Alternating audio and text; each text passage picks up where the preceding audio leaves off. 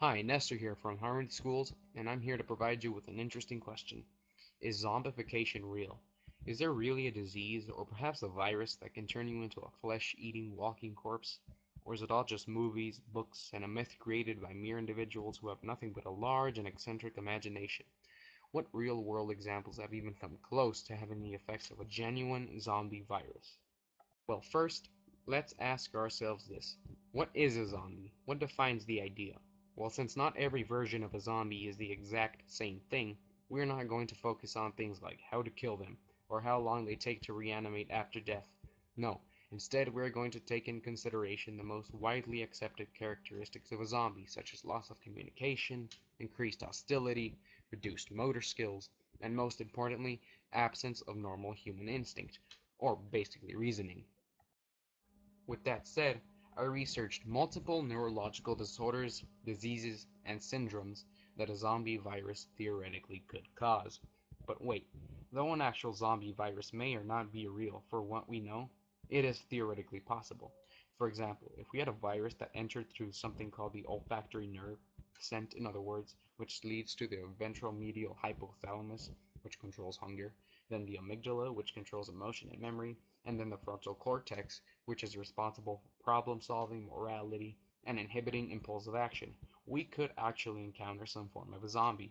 Though not as we would expect, since a walking corpse that doesn't need food, water, and oxygen is highly unlikely. But now let's take a look at real diseases. To focus the view a little more, we are going to take a look at a virus that affects neurons, some of the longest kinds of cells that can transport molecules and proteins across the entire body. Rabies is a virus that takes control of something called the retrograde axonal transport to travel from their entry point to where they want to be. Typically, the farther the entry point of rabies, the longer it will take to reach your brain, which is most likely the point of no return, just like a zombie virus. Other symptoms of rabies are fever, insomnia, anxiety, confusion, partial paralysis, and agitation. And if you haven't noticed, many of these symptoms are exactly the same as portrayed in many television series, books, and movies. Well, aside from that, another example is the kuru, a rare and fatal brain disorder that results in the practice of cannibalism. Sounds familiar, doesn't it? Also, one of the most interesting assets of the disease is that it is not curable, and you can get infected as easily as touching an open wound or sore.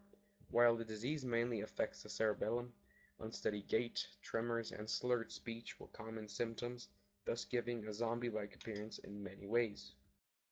Another condition is called African trypanosomiasis, also known as sleeping sickness, is a complication that has two subspecies, TB rhodesiense and TB gambiense, with TB gambiense primarily affecting humans.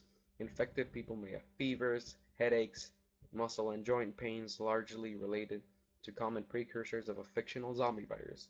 Usually after 1 or 2 years, the central nervous system is evidently affected, with personality changes, daytime sleepiness, with nighttime sleep disturbance, and progressive confusion with other neurological signs mimicking a zombie virus being partial paralysis or problems with balance or walking. Now to wrap this all up, let's recap a little to give us a nice clean finish.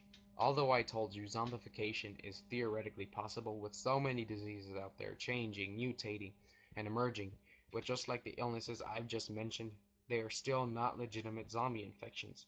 So as to the beginning question, is zombification real? Well, no, not in this time period, and there probably won't be for a very long time. So hope you enjoyed and found this interesting, and as always, thanks for watching Harmony Schools.